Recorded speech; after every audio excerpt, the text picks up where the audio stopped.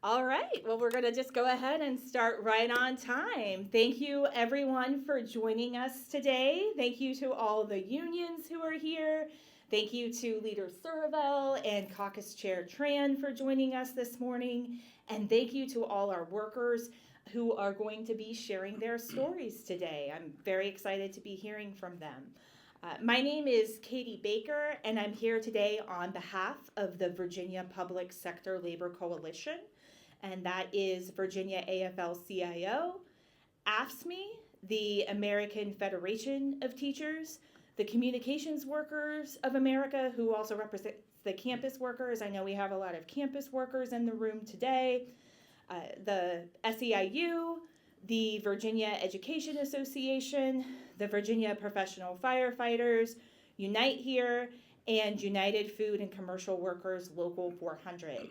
And collectively, we represent tens of thousands of workers across the Commonwealth and who are excited to be rolling out this legislation with leadership from both the House and the Senate that would allow more than 500,000 Virginia workers the freedom to collectively bargain for a contract for things like their wages, their benefits, their working conditions that would allow them to deliver the best possible public services to our communities. And with no further ado, I'm just going to turn it right over to Senate Majority Leader Scott Surovell. Leader. Thank you, Katie. It's good to be here today with everybody. Again, I'm Scott Surovell. I represent parts of Fairfax County, sort of everything east of I-95 and between there and the Potomac. And I am the Majority Leader of the Virginia State Senate. I've been carrying this bill, I think, for the last 2 years. And I'm glad to be here with my co-patron, co-chief patron, House Cognate Carrier, Caucus Chairman Kathy Tran, and also Delegate Elizabeth Guzman, who carried the collective bargaining option bill back in 2020, which is what started all this. So this legislation would affect about 574,000 state and local workers. There's about 160,000 state employees and about 400,000 local employees that this would cover, which is probably about 17% of the workforce of the entire state. Collective bargaining is an affordability issue because right now public sector workers are underpaid, they have higher turnover rates, and it costs all of us as taxpayers. You might have seen about 2 months ago, or about a month ago, the state came out with its employee compensation report, which showed that under Governor Youngkin, state employee wages went from being about 14% less than private sector workers to 20% less in the last 4 years. So we're not making progress. And as we speak, there were ASME workers that were planning on being here today. Right now they're out getting help ready for the snowstorm we're about to have. So they're not here today. These are the kinds of things that people are out here doing every day, facing emergencies and natural disasters and our possible snowpocalypse. When I was here about 10 years ago, we called it Snowmageddon, I think. In any event, these people are on the job around the clock preparing to keep us safe in a weather emergency, and the least we can do is allow them to collectively bargain for decent wages and benefits and good equipment so they can get out there and do their job safely. These are some of the reasons that Delegate Tran, House Caucus Chair Tran, and I introduced these bills to help build on the work that we started back in 2020, 2021. Last year we passed this bill, and we were only halted by Governor Youngkin, who basically focused his time on trying to cut funding for public education while giving tax handouts to the wealthiest Virginians, which is the same thing that's going on our national level. And this bill will ensure that our public sector workers, including firefighters, police, home care workers, university workers, teachers, can bargain for a fair contract that delivers the best services possible for our communities. It's a win for everybody.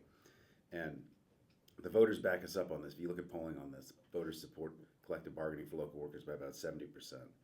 So that's why I'm looking forward to working on this with Delegate Tran. We have a lot of work left to do.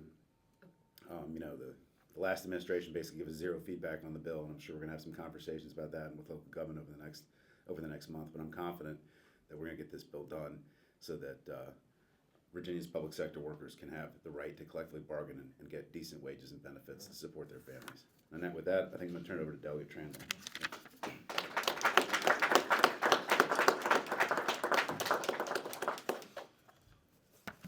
morning.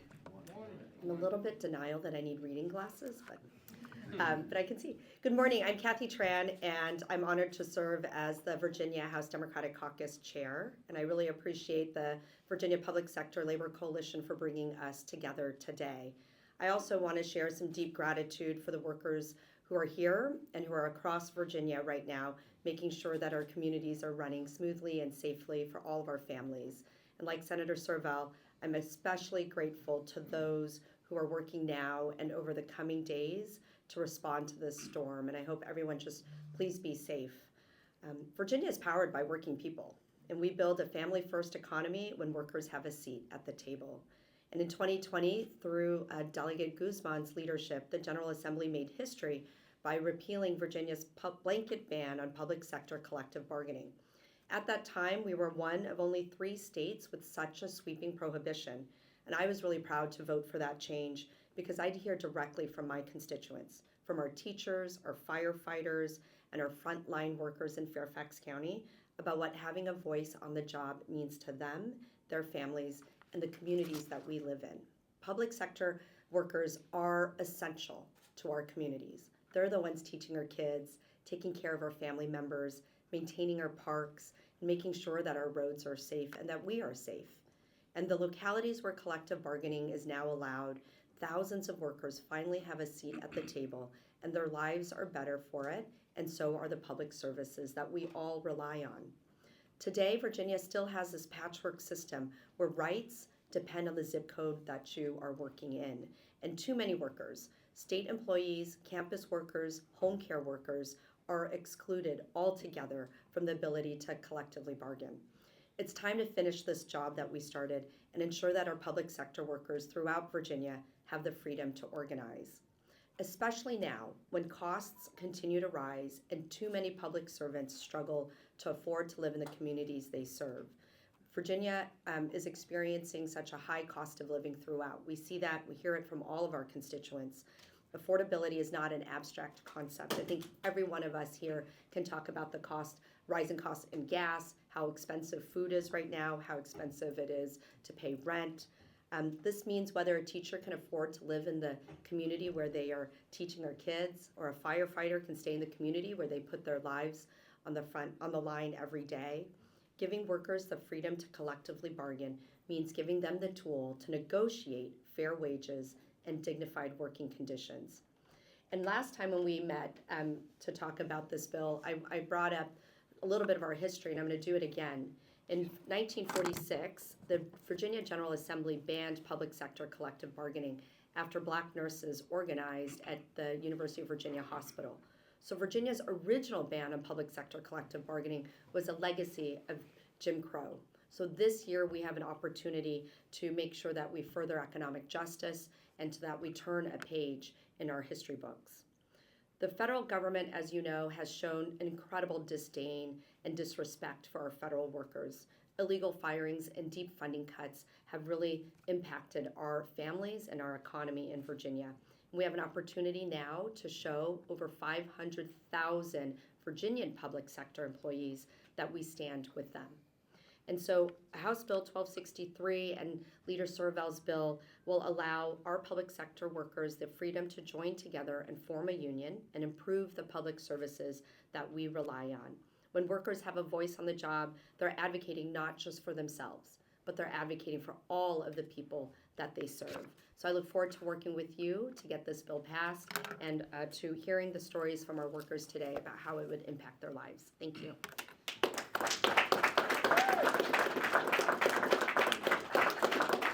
Thank you so much, Caucus Chair Tran. It's been a pleasure working with you and with Leader Surovell as we've been working on this bill the last couple years.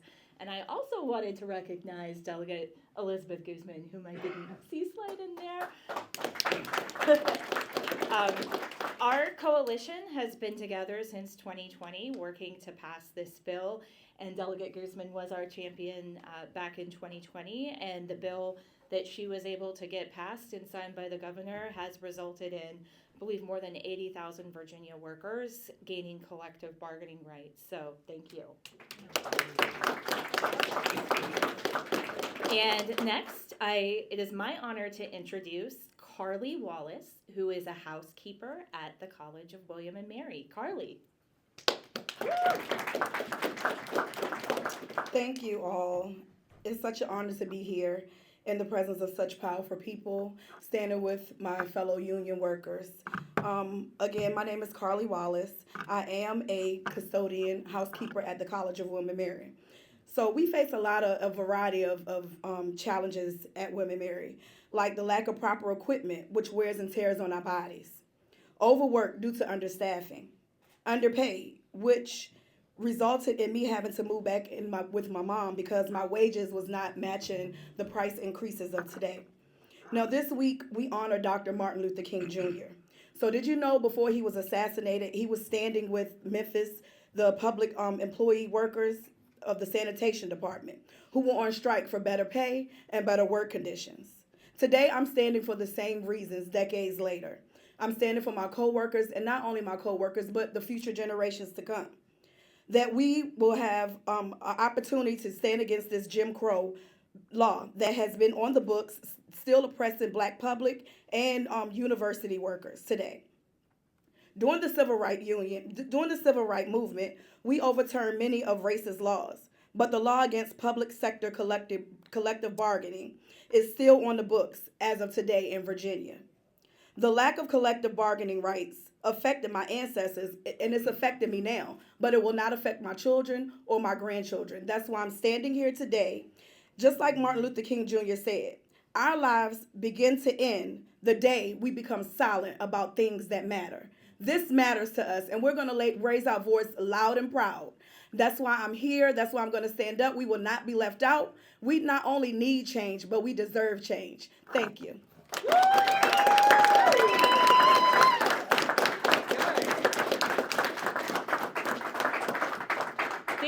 Thank you so much for those powerful remarks, Carly. And next we will have Laura Lynn Clark, who is a home care worker from SEIU Virginia 512. Laura Lynn. Woo! Good morning, everyone. You was told, my name is Laura Lynn Clark. I'm a proud member of SEIU Virginia 512.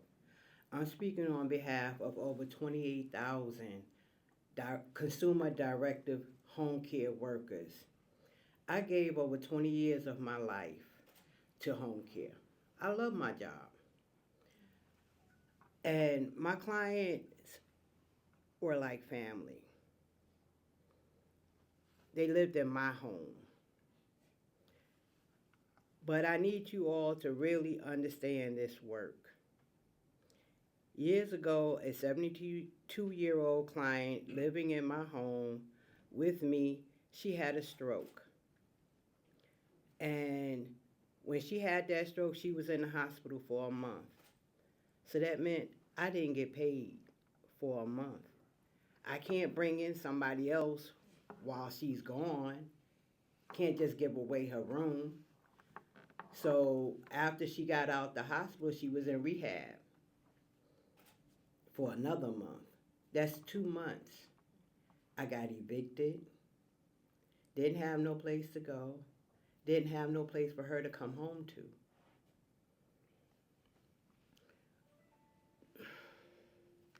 Because of poverty wages, I have no savings. I had no savings. I couldn't pay my rent. Like I said, I got evicted. The system failed us both. I lost my home and she had nowhere to go. That is the reality of this work without real protection.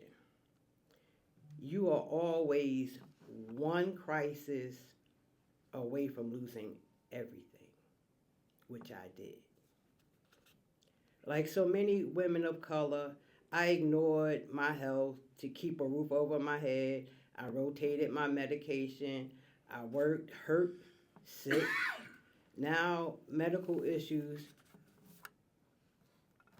from the job has forced me into retirement. If it wasn't for that, I would still be doing the work that I love. My story is not unique.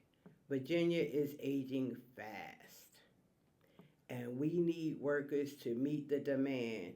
But when we can't afford to stay in these jobs, seniors and families with loved ones with disabilities suffer. Home care workers need dignity, respect, and a true voice on the job. That is why we are calling on legislators to pass collective bargaining for all public workers, public service workers, including home care workers. But we can't stop there.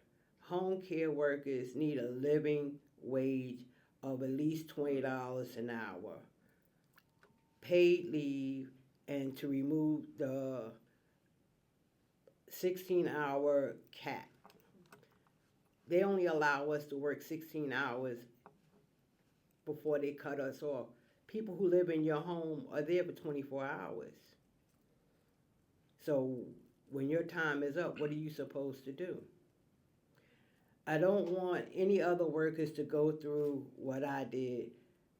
Stand up for home care workers and all working people. Please, please, I'm begging you, pass this legislation.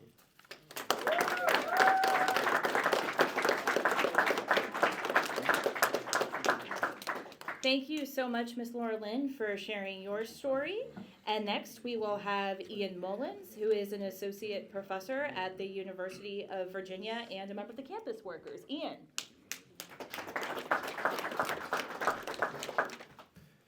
So as we've heard, UVA had a part in banning collective bargaining for public employees. We at the United Campus Workers of Virginia, and especially at UVA, hope that we can be part of changing that as well. It is time for that law to change. It is time for fair jobs, dignity, good pay, and the ability to participate in the decisions that control our work lives. I'm going to talk to you about a few things. I'm going to focus on UVA, but they're going to be familiar to a lot of other people in this state, especially at other public universities. And it starts with a slogan. UVA works because we do. We are the workers that clean the buildings, that sort the recycling, that take care of the grounds, that treat patients in the health systems, that organize and schedule the classes, that confer degrees and do all of the paperwork you just will never see. We teach the classes. We do world-class research. UVA works because we do, not because a board of political appointees who have no idea how this institution operates come in and make decisions for us. Right. At UVA, our working conditions have deteriorated. Our pay has not kept up with inflation, and it has not been a living wage for most of us.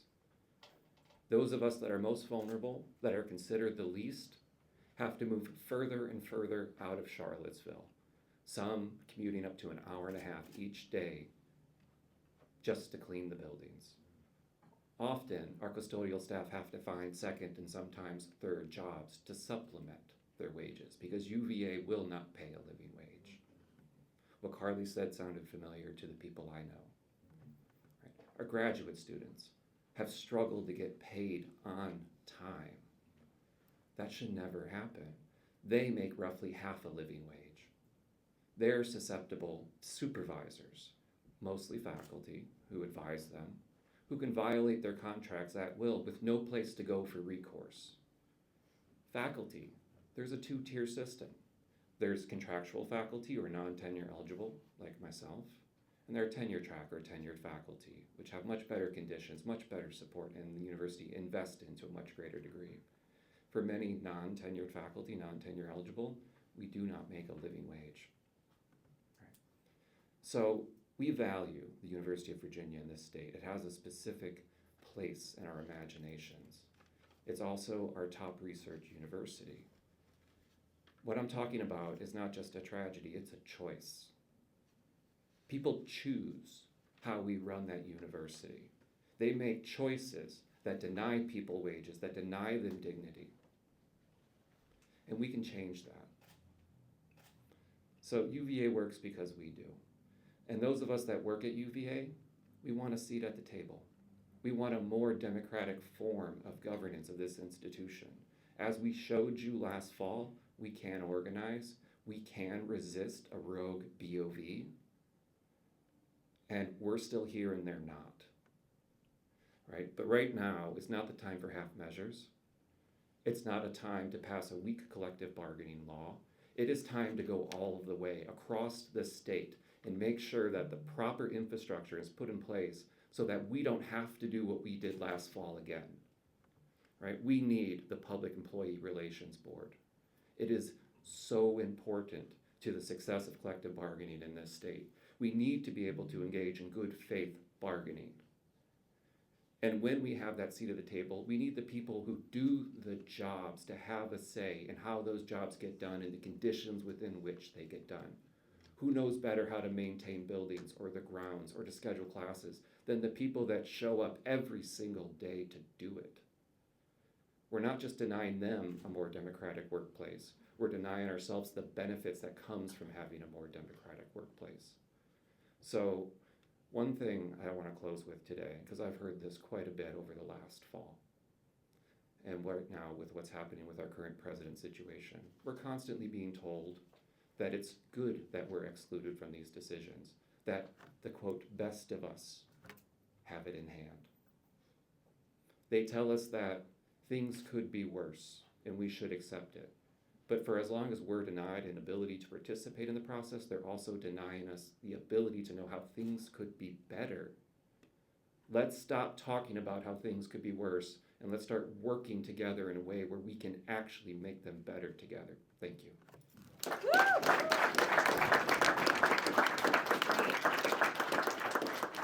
Thank you so much. A little taller than me. Thank you so much, Ian. And next we will have Mr. Harley White, who is a traffic signal inspector for the city of Alexandria and a member of AFSCME. Mr. White.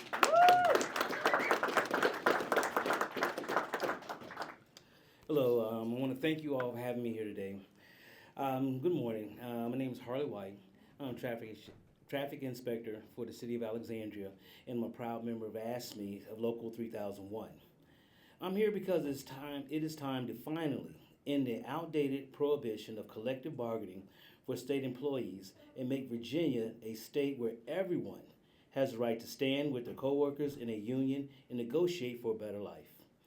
Virginia is one of the most expensive states to live in this country. The prices go up on everything from groceries to healthcare, and it's worse every day. Passing this bill is one immediate and concrete way our state can take affordability crisis head on. As one of over 80,000 Virginians who have been able to form a union and negotiate a contract, I can tell you firsthand that empowering workers to have a voice on the job leads to stronger public service, stronger communities, stronger families, stronger local economies. Our state also faces a staffing crisis that needs to be addressed, with recent estimates showing as many as 20% of the state positions unfilled. This leads to overtaxed workers who can't deliver services as well as they'd like to or want to. Granting state employees the same rights and freedoms as every other type of worker is a common sense place to start addressing these crises and improve services for everyone. Collective bargaining works. It works for communities, it works for workers, it works for citizens. Let's pass these bills and make Virginia a state where all workers can thrive together. Thank you.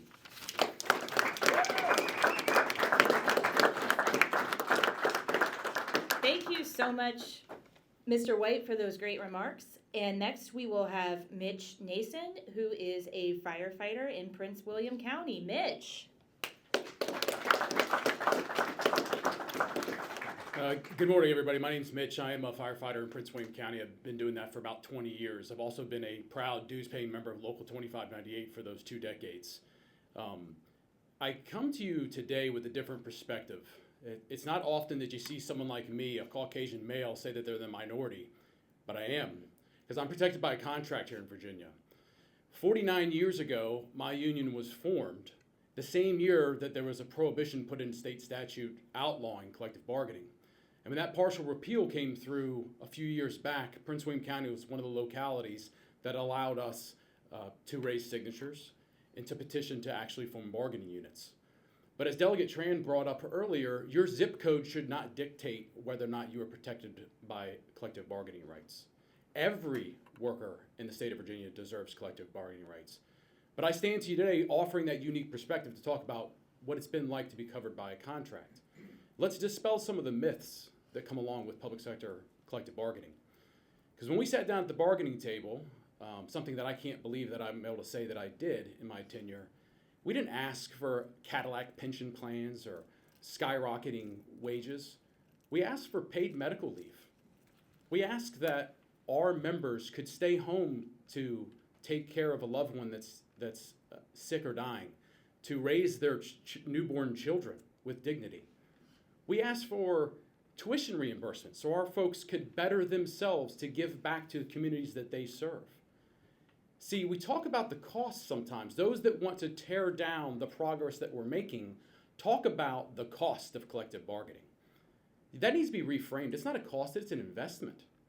Every dollar that flows through a contract to a worker, no matter what they're doing, whether they're out preparing the streets for the pending snowstorm, they're eventually going to provide care in that snowstorm, they're in a home health care environment taking care of people during the snowstorm.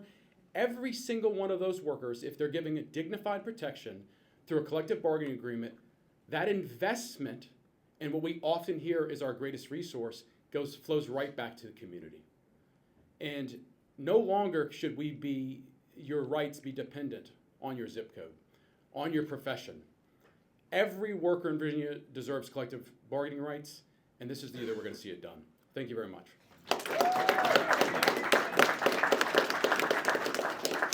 Thank you so much for those remarks, Mitch. And finally, we had a teacher, Nick Green from Norfolk, who wanted to be here today but couldn't, so I'm just going to quickly read brief remarks from Nick, who is a member of VEA.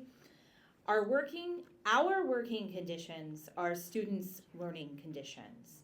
We need to have a voice if we want to bring changes to the issues we want to see, no matter if it's worker pay and retention, or student behaviors and social and emotional learning, or having school facilities free of black mold and asbestos.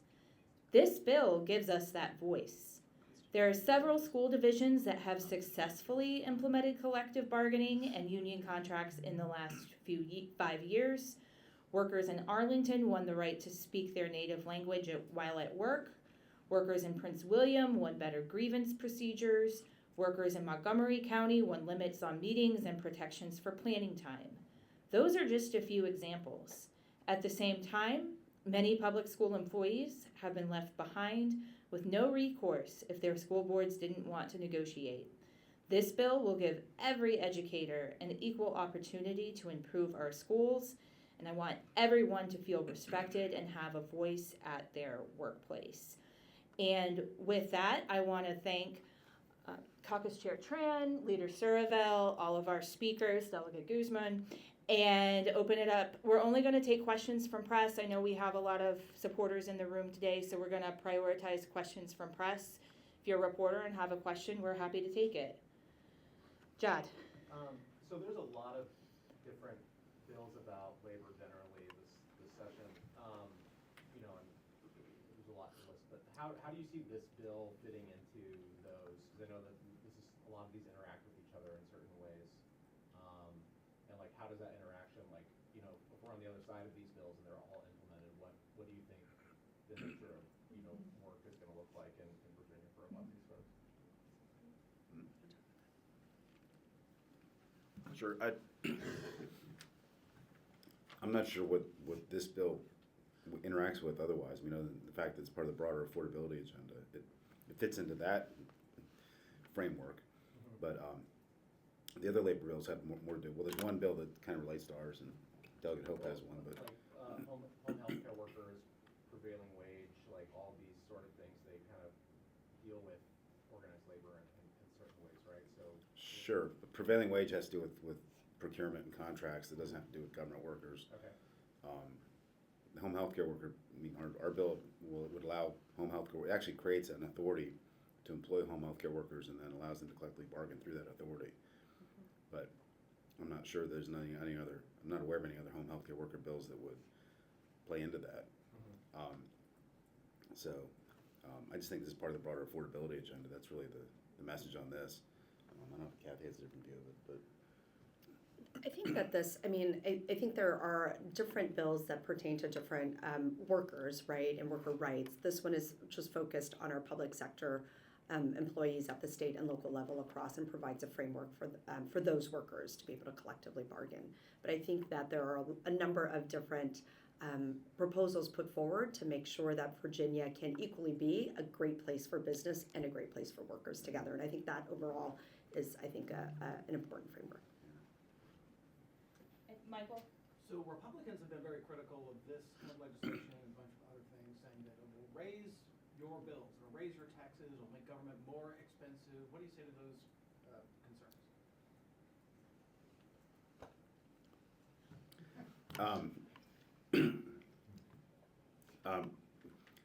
My Republican colleagues like to say everything we do makes things more expensive, and it's usually a very myopic, narrow view of things. 17% of the people who work in our state work for the government. More than that if you count the federal government workers. And what they're really saying, what the message is out of that really is don't tax the billionaires. Because what they typically advocate for is cutting taxes on people that make a lot of money while not using those tax revenues to support people who make a lot less than millionaires and billionaires do. And from our perspective, if you're going to have a high quality workforce, if you're going to have good teachers, you're going to have good public safety, you're going to have a well-functioning government with people that are going to work there for 20 years and retire and know what they're doing, you have to pay them wages that are comparable to the private sector, or else the entire foundation of government, which business is built upon, it doesn't work. So it doesn't make things more expensive. In a lot of ways, it makes things more efficient, makes things work better. It gives the government safety net that we all operate within work well. And so it's really kind of a shift, a blame shifter or something that they engage in, which isn't really based in, from our perspective, reality. If you don't have a well-functioning government, the economy craters. I mean, which is worse, right? I mean, look what's happening at the federal level right now. It's a complete disaster, and it's not helping our economy at all. So that's how I'd respond to it. I think when Katie spoke and she shared the last testimony about the different things that you can collectively bargain on, right? So it is about wages, but it's also about working conditions, making sure you might know your schedule, making sure that you have various accommodations, that you have other rights. And so I think that rather than, I think we would do better to focus on how we are investing in our workers and what that means as also an investment in our families and our communities by extension. Right? If we're able to retain amazing and great workers who perform excellent services, we all do better for that. And so I think that we need to be looking, as you would look, in terms of the overall picture, not just that one aspect about having fair wages, but having fair wages certainly is an important consideration as part of collectively bargaining. We want to make sure that we are attracting, as our state and local governments are able to attract the best workers possible to serve our communities. And so that's all about. And Mike, let me just say too that you raised this yesterday with, I guess, in media that the Republicans put out. A lot of their assertions don't make any sense. Just for example, they claim that the paid family leave bill, which we have, which will cost the average worker $4 a month, raises your costs, right? $48 a year for paid family leave. What difference does it make? It means that if you're not working, you actually get paid, so you can pay your bills, right? Everybody's going to need it sooner or later. It's kind of like saying, you know what, the things are more expensive because we have to have health insurance. I mean, which is better, being sick in the hospital or dead, or having health insurance, right? It's not. It's a very sort of slippery slope to sort of, I think, anarchy in a lot of ways. It's kinds of things that they advocate. So, from my perspective, again, you have to have a government that works, and people in it that are paid well and compensated well, that have reliable jobs and reliable incomes. If you're going to have a society that functions well, and I think focusing on that little piece of it, like they like to do, is very myopic. Any other press? Right, I think with that, we're gonna close, so thank you to Caucus Chair Tran, Leader Surovell, all of our speakers. I think we'd love to get a picture if folks have time, and if any of our speakers have time to chat with reporters and one-on-ones, I'm sure that would be appreciated. Thank you all.